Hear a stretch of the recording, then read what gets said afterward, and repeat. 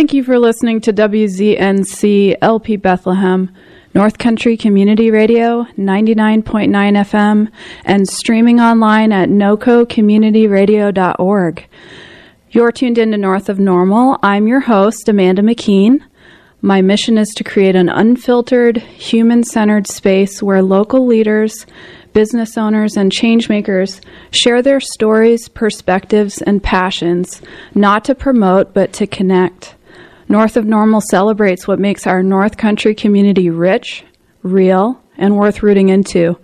We're live every Tuesday from 10 to noon here at NCCR on Main Street in Littleton, and I'm really excited to introduce today's guest. I have Bill Latulip here with me. Bill, thank you. You're welcome. Thank you. Yes. Nice to see you. So excited to have you here. And I was, you showed up quite early today, which I love. I love it when my guests show up early. We get a chance to hang out and get more acquainted with one another. And so we were just quickly running through, well, how did we know each other? What was it that actually happened? And you seem to have a better memory than I do. We're down at the first Friday behind the buildings, and this past summer, right? This past summer, yeah. And Amanda had a friend of hers that was backing a truck in and had a tough time getting it in, so I hopped in and helped her out. Yeah. And you were watching one side of it for me. Okay, yeah. And you backed the truck in. So this was the final first Friday of the summer, because it was the only one I went to. Yeah. But for some reason, Bill, like when we officially introduced each other, you already knew who I was. Yep. And you mentioned that your wife, Sherry, knew who I was. Correct. How? Remind me how? Well, my wife had told me before about you. And then when I got to meet you, I go, oh, I know her. And I handed my phone to you, I think. Yes. Can you talk to her? Yes. So maybe Sherry had been reading my blogs or something. Oh, yes. I think that's how she knew who I was. So I still haven't met Sherry in person. But talked to her on the phone. You called her right up right then, handed your phone to me. Mm-hmm. This was within minutes of meeting each other. Correct. And so I'm just having a great conversation with your wife, Sherry, and it was just like the most distinct thing to happen with someone that I just met, Yeah. So I remember that, and we didn't interact after that. I saw you. I knew you were with the fire department. Yes. And, I live on Main Street in Littleton, so whenever the fire trucks go by, I definitely see them and hear them. And parades, I definitely have seen you. I'm like, oh, there's Bill. I met Bill.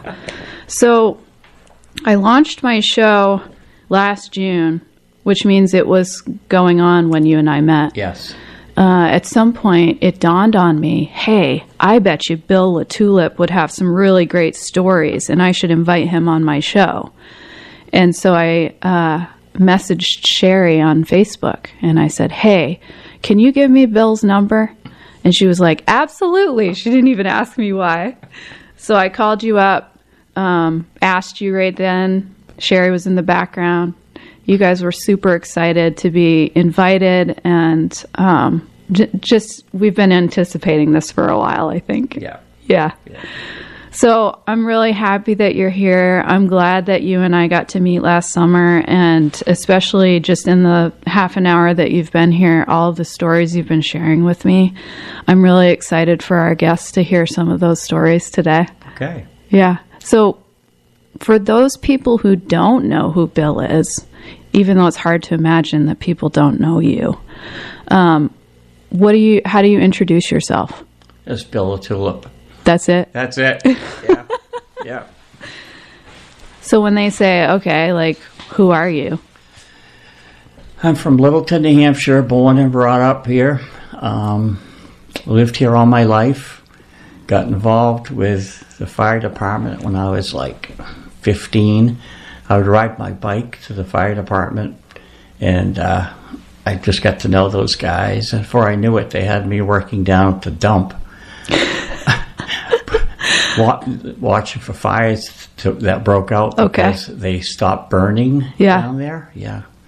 And so when you were 15? I was 15. They brought the truck down for me, right? And because you couldn't drive it. No, I didn't drive it. I was too young. Yeah. So, they brought the tanker down, and I could operate that at my age. And, I took care of it for them. Wow. Because they only had 2 guys on duty. So. And you were explaining to me, well, we'll get there. There's just so much of your life has been around the fire department. So we're definitely going to talk about that quite a bit. But before we get there, you're a Littleton local through and through. Mm-hmm. Your parents were from here? Yes. Grandparents from here? Yes, they lived here, but they're from Canada. Oh, really? Yes. Yeah. What part of Canada? Just over the border. Yeah? About 20 miles. Yeah. Okay, so they decided to be adventurous and come down a little bit? They came down with their parents. Very cool. Both sides. Yeah. What do you remember besides the fire department about growing up in Littleton? Very friendly town. Yeah. Okay. My dad used to help the neighbors out and stuff all over, and he'd always take me with him, and that's how I knew how to work. Yeah. My dad was a good worker, and he had a great personality, and he used to tell me, no matter who it is, you treat them all the same way. Oh, wow. Yeah. Good guy. Yeah. No, he was great. What did he do for work? He was a machinist for this Saranac Glove down on Saranac Street. Okay. And then when they closed, he went to Connors and Hoffman, and he was a machinist for the shoes that they made and stuff. Yeah. Wow. Yeah. He repaired them all. He repaired the shoot machines. Cool. So I my mechanical knowledge and stuff like that, it's all from my relatives. I mean, my grandfather on my mother's side, he was chief engineer at the Mount Washington Hotel, and he worked with his brother, which is my uncle, and they both did all the plumbing up there and all that stuff. And I never met the guy because he passed away before I was born. Yeah. So and when he died, I think like at 42. And, that's young. And my mother quit school to go to work so they could survive. Yeah. But then she ended up going back to school, got her, she was an LPN nurse, worked at Littleton Hospital for a long time. Yeah. So how old were you when your dad died? When my dad died or her dad? Oh, it was her dad at 42 that died? He died at 42. Okay. Yeah. So I never got to meet him. Gotcha. So you come from a line of engineers and mechanics and very technical people. Yep. And it sounds like people that were very involved in the community. Yeah. So your dad taught you those values. Yeah. And it's like my grandfather. They would go tear something down for the wood. Yeah. And they would pull every nail and straighten them. They used it to save everything. They saved everything to use it. Yep. Yeah. That's very much part of that generation, right? Yep. Yeah. All right. So I imagine you as a kid going and riding with your dad and doing all kinds of odd things and watching and learning. And what was it that attracted you to the fire department? I don't know. Like I said, I used to hang around down there a lot because they used to have a bench that's on the old department down by the, under the Opera House. Okay. And they used to have a bench out front. So I'd stop, sit there, and talk to them. And we just became really good friends. All right. Yeah. So because of that bench, you started becoming familiar with all the volunteers. And they waited for me to be 16. It was supposed to be 18, and then they put me on the department. Nice. Yeah. You must have been really excited about that. I was the youngest one. Yeah. Oh, yeah. Yeah. Okay. So when was the next big milestone for you once you got that position? Well, when I got that position, I was in high school, so I ended up signing up for the National Guard, and I went to my basic training, okay? And then when I got out of there, I took a job with the A&P grocery store chain, Okay. and I worked down in Woodsville, New Hampshire. Then I ended up going to Worcester. I transferred down there to work down there, and I ran a big store on Route 9 for A&P. Well, how it happened was I was a produce manager here. I went down there. The produce manager, the week I walked in, had a car accident real bad, and they asked me if I could run that department. Well, it was only the biggest store they had around, right? And the president lived in that town, and he'd come in every morning. Oh. So it had to be perfect. Yeah. Right? But that's where I learned. We had like 250 people at that time. 3 unions down there. But so I had to grow up quick. Yeah. You know, and they gave me a great opportunity when I decided to come back.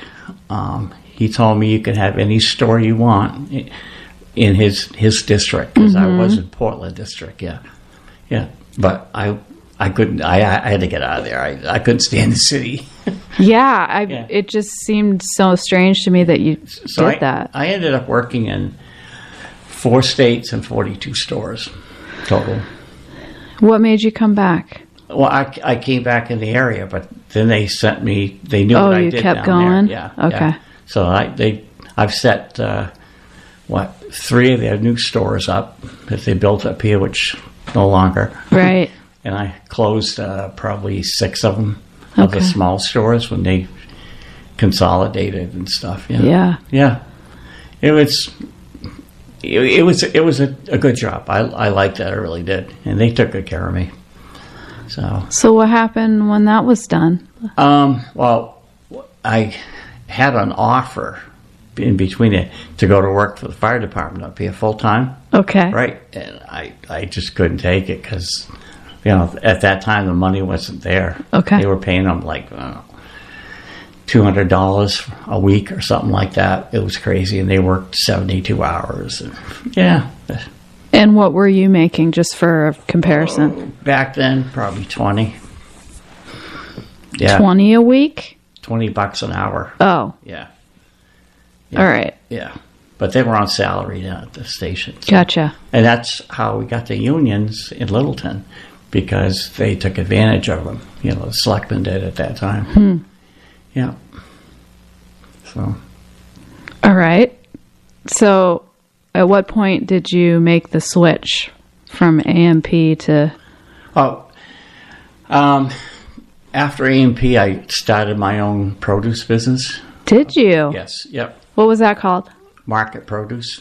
Okay. Yeah, it was over here on Bridge Street, and I ended up going to Boston 3 days a week. I bought a tractor trailer. Yeah. I think we had 6 delivery trucks. Okay. Oh yeah. And you'd bring everything up here and you'd sell it. Bring it up here, break it down, and then we'd have sales calls every 3 times a week. They tell us what they want, and then we brought it up. Yeah. I used to sell to the Mount Washington Hotel. You did? Used to sell them a whole 20-foot truckload. Wow. Twice a week. Yeah. It was a great thing. I enjoyed that. How long did you do that for? I did it, probably close to 10 years. Okay. And then in the 80s, when things got bad, right, I sold it because I had probably about 15, 20 places that went bankrupt, restaurants. Yeah. So I said, I better get out. So you got out quick. I did. Yeah. And what did you do next? Well, the next thing I did was I sold it to a company in Berlin. Yeah. So I was commuting back and forth, and we had an agreement that if I left, on my own, I had to pay them this and that. Yeah. Well, they told me we need to get rid of your salary. So what can we do? right? And I liked them. I knew the guys. Okay. And I said, give me 3 weeks' pay. I'm gone. So I was driving home that night, and I had a Stiles fuel truck in front of me. And I was saying, maybe I could sell fuel in Littleton, right? And so I did. I went and saw the Stiles, and we had 3-4 meetings. And that's where I met my wife. Oh. Yeah. Let's talk about that. Oh, no. No? We'll get it later. We'll have to have Sherry come on. So I went in, I talked to him, I said, I'd like to sell oil for you in Littleton. Okay. Irving just bought up 3 companies down here, So I said, I'd like to sell oil for you. So one of the owners said, well, how many gallons do you think you can sell down there? I said, 1 million. He laughed at me. He goes, no way. He said, it took us 3.5 years to sell 500. Right? I said, okay. So I went down there, and they ended up, we had like 4 meetings, and we came up with whatever I sold, I got a commission on. Yeah. So many pennies. And I was doing very well. So he told me, he says, why don't you take care of the customers that we have down there in Franconia, Sugar Hill? Okay. So I did. But we took it from like 3 million gallons to 7. Whoa. In 4 years. So, wow. Oh, yeah. We did very good. Yeah. But that's when Sherry and we worked together. She did the inside. Uh-huh. I did the outside. I did all the sales. Okay. Service, all that stuff. Yeah. And at what point did you return to volunteer firefighting? Yes. Oh, yeah. So when I had the produce business, I was back to being volunteer. Okay. And I had 5 guys working for me from the fire department. At the produce business? Yeah. They helped me load trucks at night. And actually, the fire chief worked there, too. Okay. So if the pager went off for a fire, we, stopped. Yeah. And we did it. Yeah. I guess that's a downside of having the volunteer firemen. It is. And just getting back to the volunteer a little bit, back in the early days, if you left to go to a fire, usually the employer would, keep you on the payroll. Right? Yeah. And then it got so they wouldn't pay. People would not pay for it. They wouldn't let you go. And that's why the call department now and volunteers are way down, because a lot of businesses will not allow you to go. And so we're down to we probably get 8 or 9 people that come in and volunteers. Stuff like that. Volunteers, okay. yeah, but so we get paid for it. So yeah. Interesting. Yeah. So then getting back to the oil thing. So then I started my own business. We had our own oil company down on Riverside. We built that. What was it called? Riverside Energy. Nice. Yeah. So we built that, and then I got a call from the old oil company up there after I left, and he says, I need you. I said, what? He said, we had 500 customers that ran out of fuel because the person that was running it tried to change it over to K factor instead of heating degrees. So I had to go and change all that stuff back. Anyways, he said, I'll buy you out down there. And I had a partner at the time. I said, okay, it's okay by me. And the other guy said, yeah, let's do it. So, So I had to go back and work there. I had a contract, okay? I had to do certain things. I'm starting to sense this pattern. Oh, man. I don't get a break. Well, you start a business, then you sell it, and then you work for someone else, right? Yeah. Doing the same thing. Well, then I ended up working there. Then I had a guy I knew, Jim Powers. Okay. He used to be the director of the Chamber of Commerce in Littleton back in the early days. And he wanted to get into packaging firewood. So they asked me if I'd be interested in doing that. And we talked about it, and I said, yeah, okay. So we had to get kilns. So he told me to dry the firewood. He said, why don't you find some. So I looked, I went online, tried to find something, and ones I could see were either like 100,000 a piece, and they burnt propane. And my thing is, you should burn wood, the scraps, and they don't have that expense. So I built my own kiln because I was in the heating business. I went to New England Fuel Institute in Boston. Okay. And so I had all my certifications. I actually had my license in Mass, because when I got done the course, they said take the tests, and I did. And so I built my own kilns. I think probably about 150 of them. I go all the way up to Alaska. I built some up there. So was this a new business? Yeah, it was. Yeah. What was that one called? Mountain Firewood Kilns. Okay, that's the one that I read a little bit about. Yeah. It was mentioned in some article. Yeah. So did you sell that and then work for somebody? No, what happened is, again, the economy went boom. Yeah. Yeah, and I asked my son if he wanted it, and he goes, "Nah, not really." But he used to help me build them. Nice. We had a crew of 4 people.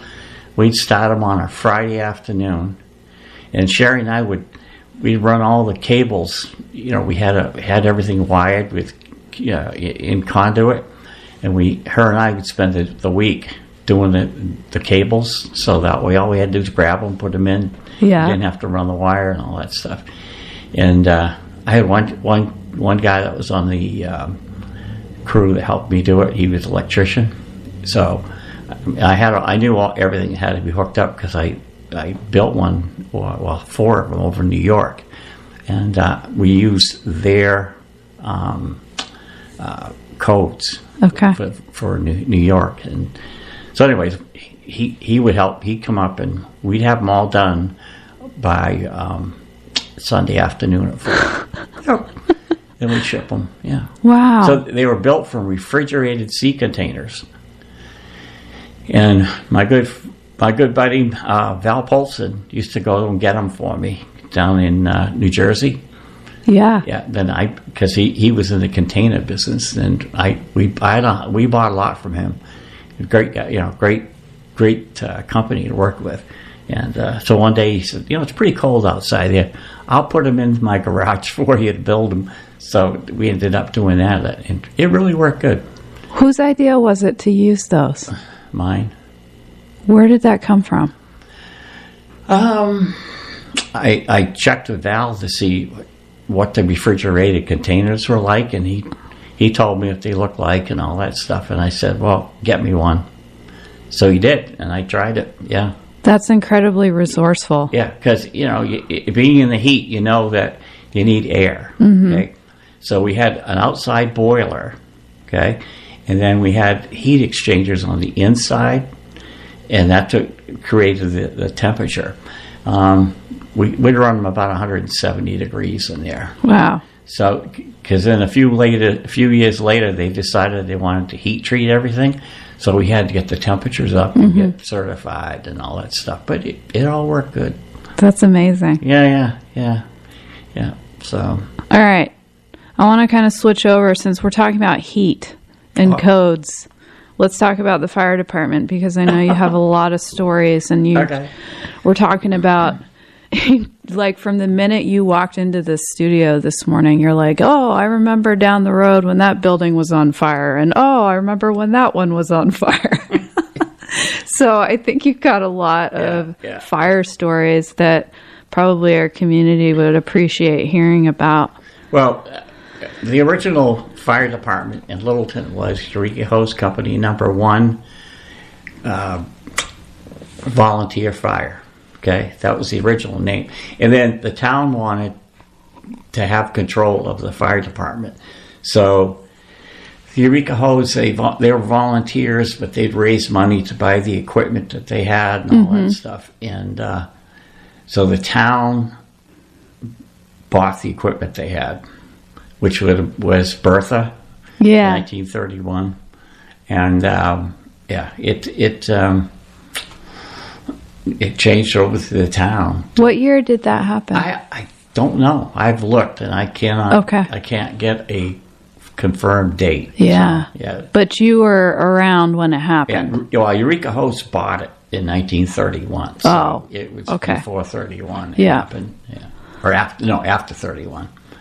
Yeah. So, yeah. Well, I was looking at the plaque down here for the Jack's Jr. And I remember hearing the stories, and it's spelled out in that plaque really great. That Jack Eames bought this place. He was from Groveton, came down and bought the theater business, and rebuilt it to what he wanted. And then they had a fire, and it burnt to the ground.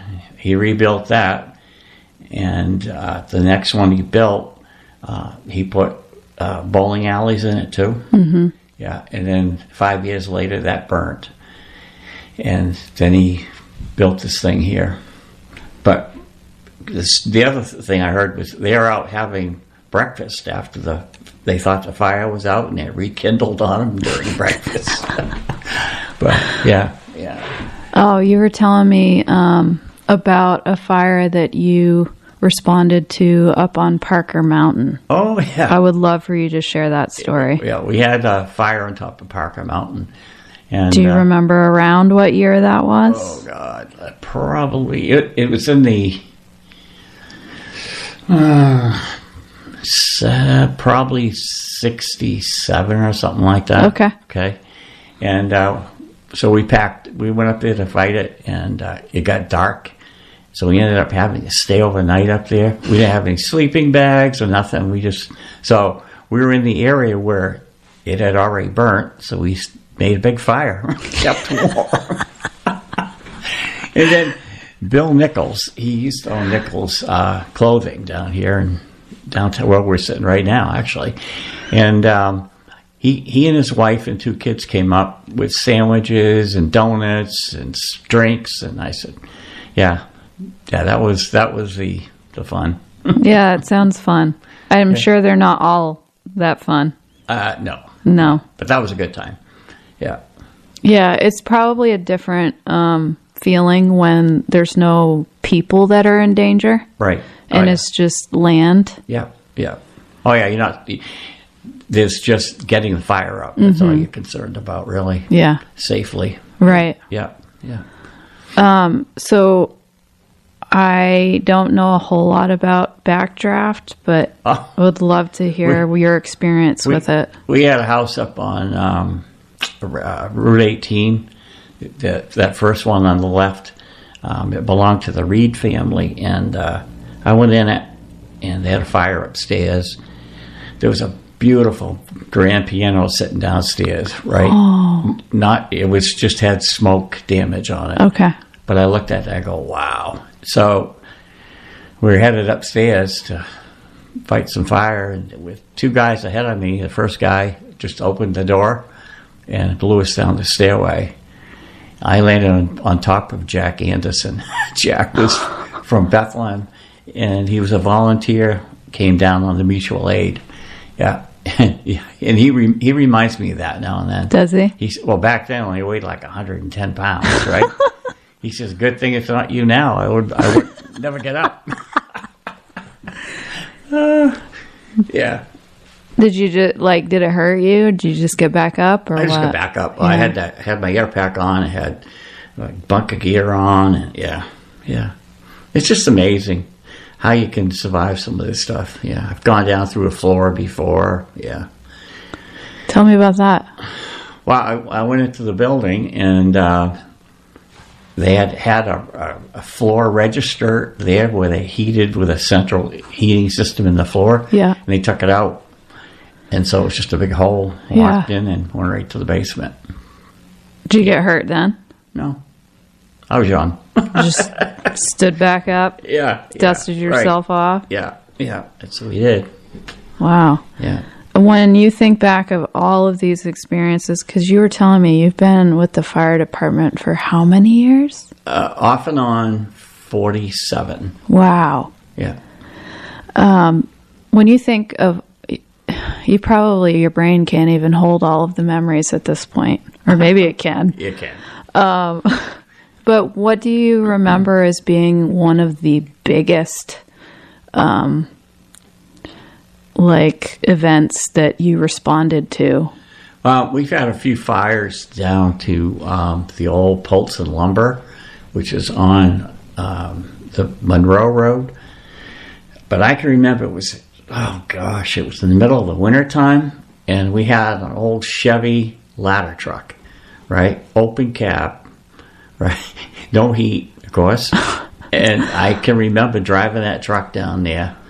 Oh, I was froze, Why did you have that one? Well, because that was the next truck due. Oh. So I took it. But we didn't have any aerials back then. And so I got down there, and Chief said, well, it's pretty well gone. Might as well bring it back. So I did. But those mills, when they went up, they went up hot. Yeah. Like we went there twice, that one, and then there was another mill over on Riverside Drive where the bulk plant is down there. That's the one we built, and that building back there was a mill. Okay. Caught on fire. Yeah. And just gone. Oh yeah. No point of trying to save it or anything. No. I think the biggest fire I went to was the Main Street fire right here, where the bookstore is now. Yeah. Yeah. It was a Hadlock. Hadlocks were in there, and there was an attorney upstairs and a sweet shop down there, and it was that started in the afternoon. Mm-hmm. Well, no, I was in there. I was in the insurance company at night about 7:00. I guess the call came in probably 8:30 and 9. Right, I was in talking to the owner of the insurance company, and we got the call. Went in there. There was a fire upstairs, so some of the guys went up to take care of that, and then a bunch of us went in. The insurance company started covering file cabinets, and the guy I was with, Bill Bromwich, nice guy. He knew his stuff, and he was a captain. He was like 6'6". Wow. And I said, "What's that noise?" And he said, "I don't know." So he picked up the ceiling tile, and we had fire over our head, everybody. So we just told everybody to leave everything you got, get out of here. Get out. Just as I walked out the door, I was the last one. The whole ceiling came down. Oh my word! Yeah, but it's stuff like that. But it happens. What kind of feelings do you get when something like that happens, and you realize how close it was? You feel like you're glad you just got out. That's all, the big thing is to get out. Yeah. Yeah. Yeah. So. Wow. Yeah. Oh yeah. A little town like this, you wouldn't think that stuff would happen, but yeah. And then, so it was. We needed more water, and Bethlehem at the time had their own aerial. They brought their ladder down, set it up on Main Street. We ran water on it, and I think it was like a week later. It was our town meeting where you could buy something off the floor. Mm-hmm. So I bought I asked to have an aerial ladder purchased, and we got it. That's awesome. Yeah. So that was the first one? That was the first one we got. Yeah, yeah. What year was that? Oh, 70s. Okay. Yeah, sometime. Probably 72, 73, something like that. Yeah. Yeah. So you've probably seen a lot of guys come through the fire department. I have. Yeah. Yeah. Yeah. Is there a high, I don't mean this pun intended, but was there a lot of burnout from that job? I would say back then, no, because we had 33 people on the call department. Mm-hmm. In the wintertime, we had to have groups of 4, okay? Well, no, there'd be 7 or 8 in the group, but we had 4 teams. So when the fire alarm went off for a chimney fire, mm-hmm. that team would go. Okay. Instead of everybody going. Okay. Yeah. But I think the burnout is... like now, the guys, they're very professional. They know what they're doing. We have second to none employees in this town, And the way to burn them out is to work them too hard, and there's a lot of overtime because we have to have 4 people on duty at all times. Yeah. And there's forced overtime they can get hit with, and I think that can be a good burnout. But these guys, they just keep on going. I couldn't do it today. That's for sure. Yeah. It's so busy. I mean, even just living here on Main Street and knowing how frequently I hear the sirens. Yeah. Yeah. I'm like, oh, what is happening in this town all the time? Yeah. Well, it depends on what we got for a call. But, okay. If we have something that is life or death, like right off. Yeah. Then they run the lights, the sirens, and get to it. Yep. Yeah. But if it's just that, something not too bad, they'll just drive to it. So, but yeah, place is busy. We're doing busy. 1,800 calls a year. Yeah. I don't know if you have access to that data, but like, are things getting busier, or are they kind of, I don't know, getting less busy? Like, what's the trend in the last couple of years? I think we've been busier. Yeah. I mean, I've been called back a lot in the last month, a couple times a week. When they call us back, then there's the whole crew's out. Yeah. So, all 4 guys are doing something. Either two ambulances are going and all that stuff. But now we've got, let's see, I think it's 3 or 4 ladies, that have taken their EMTs, so they're EMTs now, and 3 of them are going to go for their firefighting. Very cool. Yes, yep. I encourage that a lot.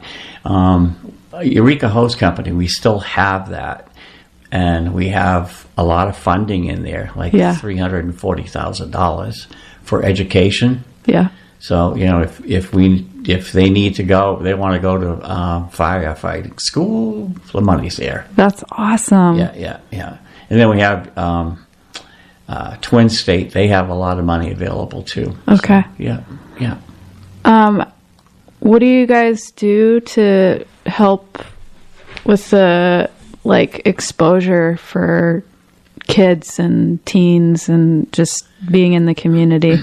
We used to have a program at the high school. Yeah. But they don't do that anymore. But we've got a couple guys out of that program. Yeah? Yeah. They've gone through, and one of them made it to lieutenant, and then he decided he wanted to go down to South Carolina. Okay. Now he wants to come back home, so, yeah. Well, you know how that is. He was good, though. Yeah. Yeah. He was good. He's really good. Yeah. Yeah. I'd like to see him back if we can. Yeah. It seems like that would be a really good age to, just kind of say, this is an option here, Yeah. Well, down south, they don't pay very well either. Mm-hmm. He was doing his training on his own time. This is just a month ago. Okay. Yeah. So they take advantage of what they could pay help down there. Yeah. Yeah. They got snow down there. He said, I had to teach these guys how to put chains on. Yeah, I'm sure they didn't know what to do with that. Yeah, I know. Yeah, so, yeah. So, Bill, being part of the fire department for that long and seeing what you've seen and being so connected with this community, what do you think one of the biggest things is that it's taught you? The biggest thing is the public knowledge as to what we do. Mm-hmm. It just showed on the budget. Budget only passed by a few very slim votes, and they look at places like the fire department and they go, oh no, they cost us a lot of money, but what they don't realize is there is half of what it's costing us. They're creating the income on. We have that much money, and we have other departments in this town that have the same problem. They look at what their budget is, but they don't know what their revenue is. Mm-hmm. And that includes everybody. It's like our town clerk. she brings in more than her budget in income. But it's stuff like that the town has to start realizing is, what are the real things here? It's too much hearsay, I think, is why things don't happen. So the takeaway would be, we need to somehow educate the public more. It's like the town office; they have a email that you could send in, right? And sign up for, and it gives you a chance to get all the news of what's going on, what's happening at the selectmen's meetings, what's happening at the budget meetings. People need to know more knowledge of what's going on. Because if I tell them what's going on, they go, I didn't know that. Well, you should know that. Yeah. But I think you got to let the public know what's going on. Yeah. And we don't do that very good. So, okay. Yeah. So there's always a bigger picture maybe than what we're seeing or hearing. Absolutely. Yeah. Yeah. What do you think that being part of the fire department has taught you personally? To really care about people. Yeah. Yeah. No matter who they are. Yeah. Your dad taught you that too? My dad taught me that. Yeah. Yeah. And I've taught my kids that. Yeah. How many kids do you have? 4. Wow. Yeah. 4 kids? Yeah. Are they all around here? The oldest one, Erin, she's in Rutland. Okay. Okay. And the next one is Katie. She lives here in Littleton. And we have Holly. She's up in Derby Line. Oh, that's way up there. Yeah. And then Tyler, he lives in Littleton here too. Okay. Yeah. Very cool. Yeah. So are you going to tell me the story about you and Sherry meeting? Okay. Okay. So when I was negotiating the business, for me to run down here, I'd have one of their trucks and all this stuff. Yeah. She was involved in all the discussions. At first, she liked me. What was her title? She was office manager. Well, she was manager. She took care of everything. Yeah. So I had to meet with her and the 2 owners, right? Yeah. Yeah. And she didn't like you. She didn't like me at first. No. What didn't she like? I can't even imagine. I don't know. She didn't tell you? No. She's a good girl. Yeah. But that's how pretty much it all happened. So we used to meet. We did have to meet with the owners every week. Okay. On a Tuesday. And so her and I really got to take care of each other as far as if one of us caught hell for something they didn't want us to do, we would stick up for them. Okay. Yeah. No, it was great. But then we worked together very close. She knew what she had to do. I knew what I had to do. And it worked good. That's awesome. Yeah. So you got married, you had 4 kids? No, she has 1 and I have 3. Oh. Yeah, but we call them all ours. That's so sweet. Yeah. Very cool. Yeah, she does too. We got 4 grandchildren. Okay. How's that? How's life as a grandfather? Well, yeah, but we have another one coming. Okay. Yeah. Any day, actually, at the end of the That's exciting. April. Yeah. So how do you like being a grandfather? I love it. Yeah. I love it. Yeah. Oh, yeah. They all like going down the fire station. I bet. Do you give them rides? Oh, yeah. Parades. They can do the parades. Yeah? Yeah. Yeah, it's fun. So, Bill, you've grown up here in Littleton, and there's been a lot of noise for a while since social media came into existence. And I see, people reminiscing about the good old days in Littleton and how things have changed so drastically. And I'm curious what your perspective is, having been here from birth and watching the town change and being, responding to fires and watching buildings disappear that used to be here and then new businesses coming in. what perspective do you have of Littleton at this point from seeing all of that change? I watched the meadow down there, Meadow Street, Yeah. where all the box stores are. Yeah. And we started with Walmart. They were going to go into St. Johnsbury, and St. J said no. So they asked to come here, and they did. And when they came, everybody came. I can remember down there, there was the Merrill Farm, the Parker Farm, the Morrill Farm, and the McDonald Farm. Okay, and they were all on that same side of the road because across the road was all wetlands. Yeah. Yeah. So there were 4 farms there? Yep. Sure. Before Walmart came in? Yes. Mm-hmm. And then Walmart was the first commercial store to come in? Yes. Yep. What did you notice after that? Well, we started getting more people. Yeah. Because we had a lot of Vermont people coming over because they really didn't have any big stores over there. Well, I think they had Zayre's, I think it was, over on the Green Mountain Mall. That's one of the APs I opened. Okay. Yeah, and then, it didn't do it good. So more people from Vermont were crossing the border to come shop at Walmart. Yeah. Do you remember, like, farms shutting down? Like, what was happening with those properties? At that point, I can remember when Walmart came in. Yeah. The parkers that owned the land, they still had cows in the other field where Walmart came in. Yeah. Oh, yeah. So there was Walmart on one side and then cows on the other side. Well, there was Walmart where they are way down at the end. Then the cows were grazing up, from 302 yeah. to Walmart. Yeah. Wow. Yeah. And then what was the next big development? Let's see. Might have been Butson's. Yeah. Okay. And that is where Tractor Supply is now because Okay. they sold out. And 99 ended up building in their parking lot right in the middle. Yeah.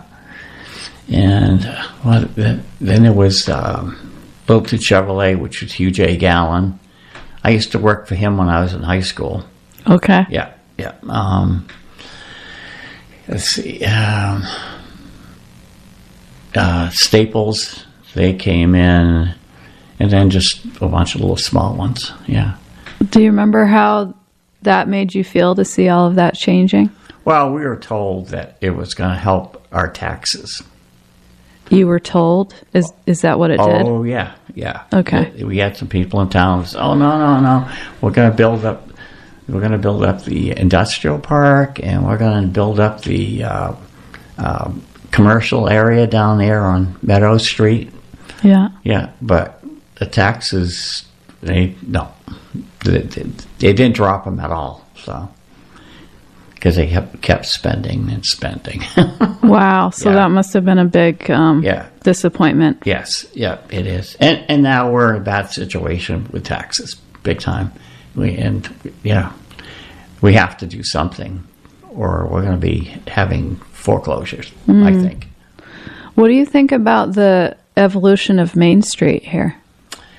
Totally different.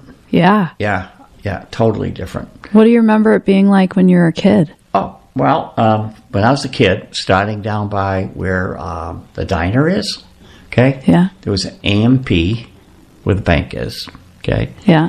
There was they called Silsby's that they sold newspapers and stuff like that, Okay. paper goods. Then we had a mom and pop, what's it called? Like a hardware store, grain and stuff. Yeah. Yeah.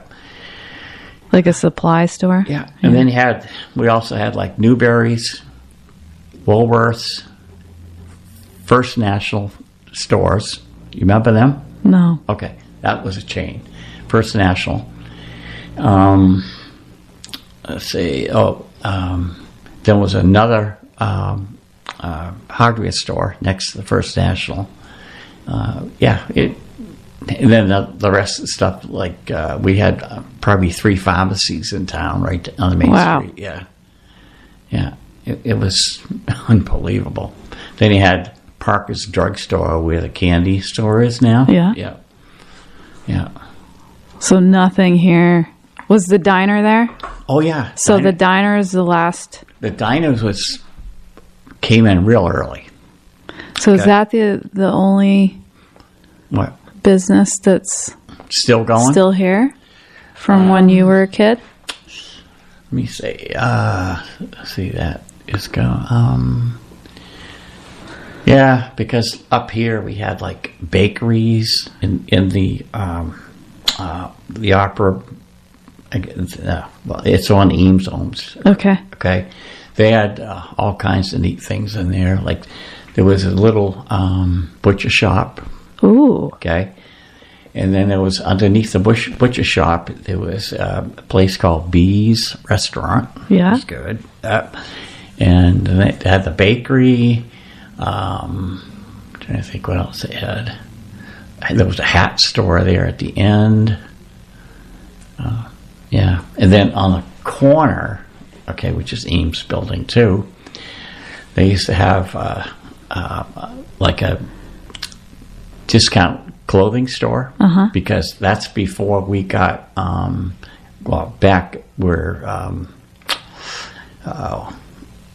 the mall there where the tire company is, Fair Tire, Town Fair Tire. Town Fair, yeah. We had Globe. Yes, they were from Berlin. Yeah, they were in. Then we had all kinds of little small stores there, but that was busy.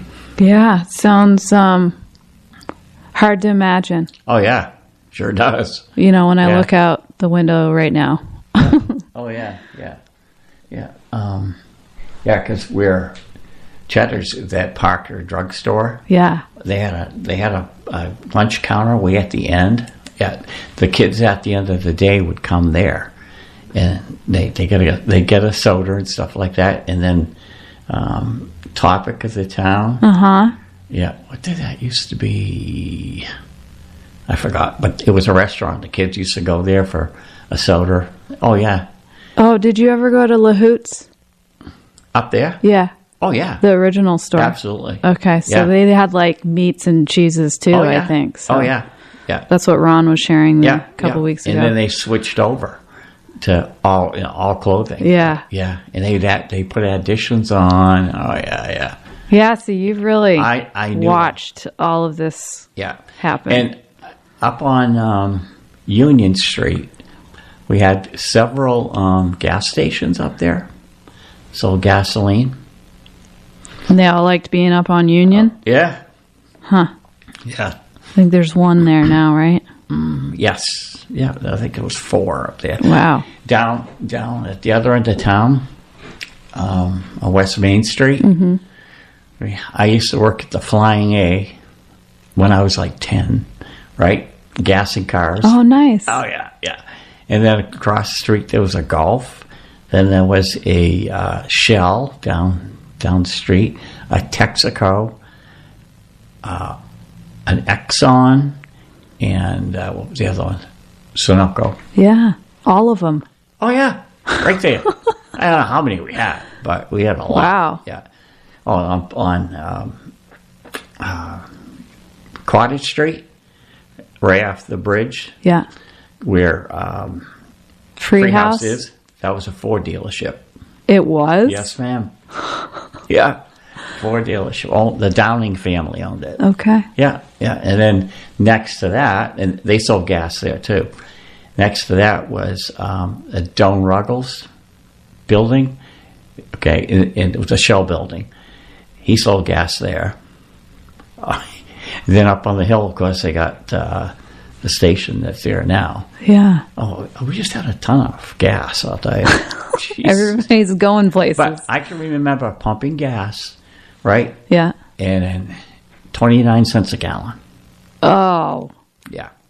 These kids would come in at night, give me $1, get 3 gallons of gas, went all night. That must just hurt your heart to fill up your car now. Oh God, yes. Yeah. Yeah, it does. Wow. Yeah. No, it's Littleton's changed a lot. A lot. Yeah. Did you ever feel unhappy seeing it changing?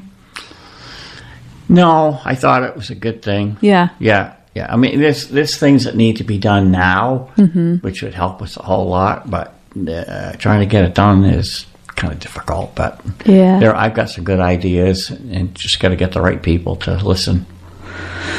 Yeah. That's always the case, isn't it? Yeah, it sure is. Yeah.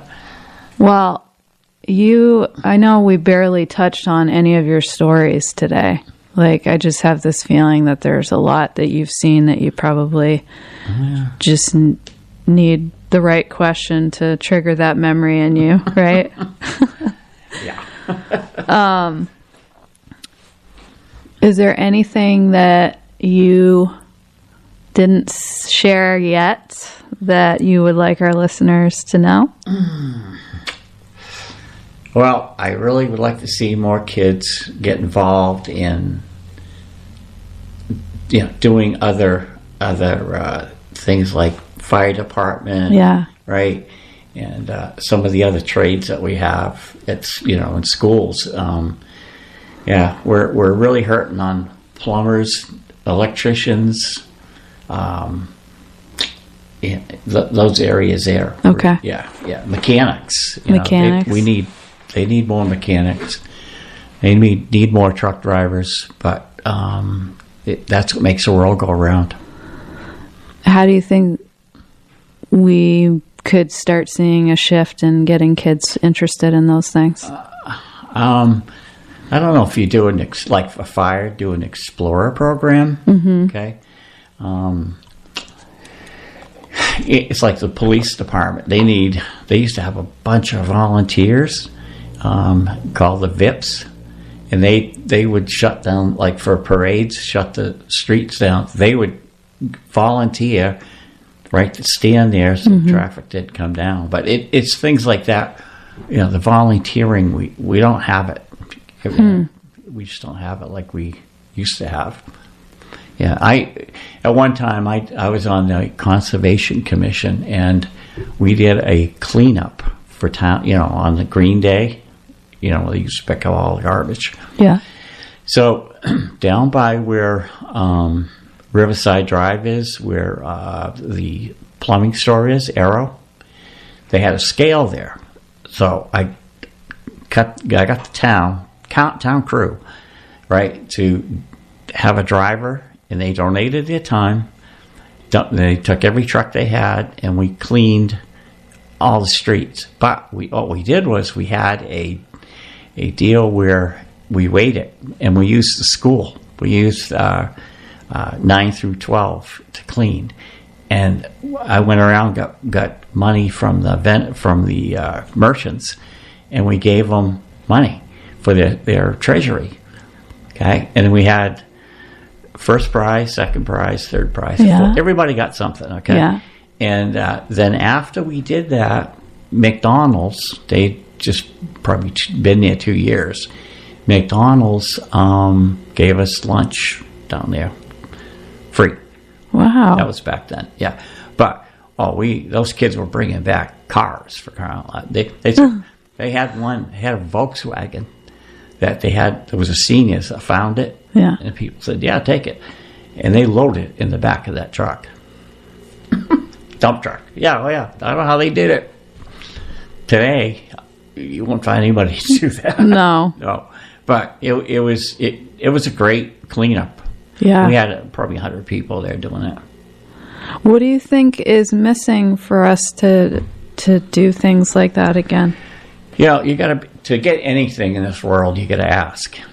Yeah. Okay? It's like I help the fire department a lot on if they do a meal, like for the bikers and all that stuff. And I'll go and ask for donations, and it's not very often I don't get one. But you got to ask. No matter what it is, you have to ask. Nothing's going to come to you. You got to plan it, and that's me. I plan, and my poor wife goes, "Are you kidding me?"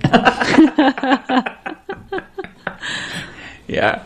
So you think that we need to do more asking? I think so. Yeah. You try to get people involved. Yeah. And we don't have a good communication system to